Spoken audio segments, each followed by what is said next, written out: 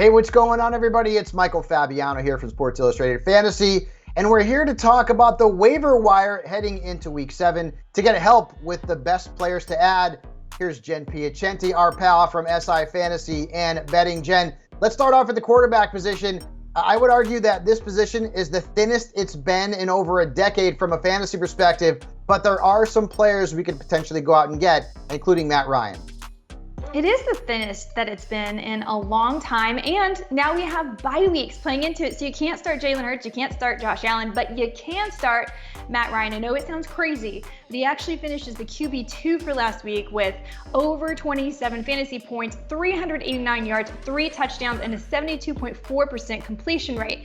Now, the Titans have allowed the third most points to opposing quarterbacks, and we know that Matt Ryan has thrown for 300 or more yards 3 times this year, including 356 and 2 touchdowns last time these two faced off. So I think it's okay to trust Matt Ryan. We know what we're going to get. We're going to get up weeks, we're going to get down weeks, but this is a week to bet on Matt Ryan when there's not a lot of options out there due to bye weeks.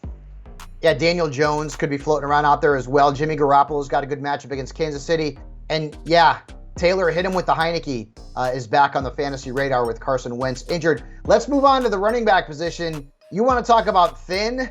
This position is very thin on the waiver wire. Who should we target? It's incredibly thin. Now listen, we have an entire list of players over at si.com/fantasy, so we're just going to talk about one here, but please go check out that list for every position.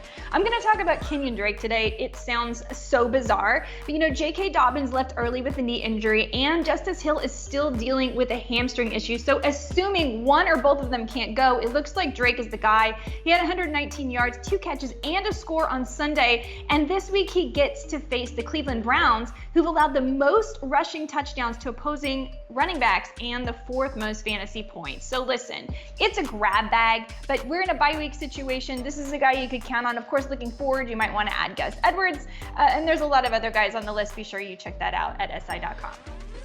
Right, that includes Deion Jackson, who was great last week but got hurt. Also, Deonta Foreman. What happens if Christian McCaffrey gets traded? He would be the number 1 guy in Carolina.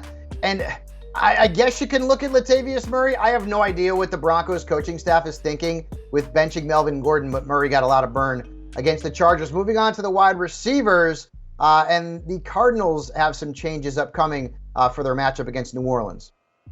So we know now that Hollywood Brown is going to miss quite a few weeks with a foot injury, but Rondale Moore is someone that's kind of been interesting for the last couple weeks now. He's played a career high in snaps the past 3 weeks in a row, and he's had more than 20% of the targets for the past 2 weeks in a row. Now listen, his average depth of target is only 2.8 yards, but his yak ability, that's the yards after catch, is incredible, and he's a gadget player too. So we know that the Cardinals are probably going to have to get creative. They're playing from behind a lot. He should get a lot of targets. He tied with Ertz this week for a team high of targets with 10. Now, you've probably also heard that they made a trade for Robbie Anderson. Listen, if you want to take a shot on Robbie Anderson, okay, but please don't blow your fab budget. Could he be a big play threat? Absolutely. But remember, DeAndre Hopkins comes back this week. And also, are we really sure that Robbie Anderson is someone we trust on our fantasy team? A lot of people think maybe he's not quite right. That being said, maybe Robbie is the only sane one because he was the only one saying, hey, there's something wrong with this offense. Somebody else in Carolina should notice that too. And also, Wan'Dale Robinson scored a touchdown last week in his NFL debut. Zay Jones also could be floating around on some waiver wires. Finally, the tight end position, and it looks like we're back on the Hunter Henry bandwagon.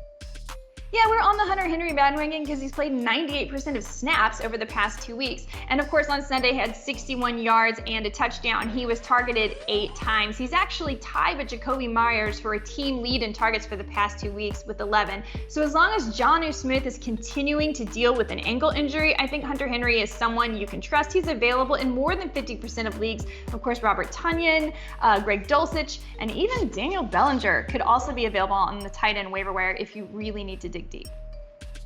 There you have it, friends. Going into Week 7, there are some options for you if you have bye week blues or maybe some injuries that you need to fill in. And of course, be sure to check out the Sports Illustrated YouTube channel where you can find all of our great fantasy and wagering content, including Stardom and Sid'em, Waiver Wire, and much more. Make sure you hit that subscribe button.